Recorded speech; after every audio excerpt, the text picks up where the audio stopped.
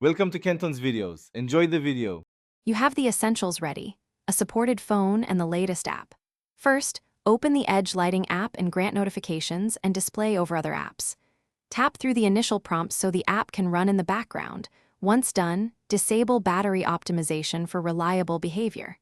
Next, pick a default screen or profile to edit. This is your canvas.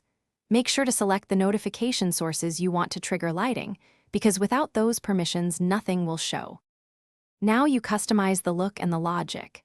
You choose an effect, glow, pulse, wave, or create a custom color strip, and then adjust duration, width, and animation speed so it feels natural. You can pick color presets or set exact hex values for brand matching. Once configured, assign triggers, calls, messages, specific apps, or set exceptions during Do Not Disturb. Test a sample notification to see timing. Make small tweaks to duration versus speed until it reads smoothly. Finish by saving the profile and enabling it as the active theme. You should test with a real notification from an assigned app.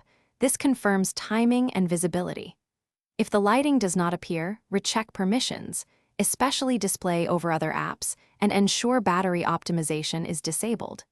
If problems persist, lock the app in recent apps or reboot the phone, then reopen and reassign triggers. One key troubleshooting tip: toggling the app permissions. Thanks for watching. Consider subscribing if we helped you.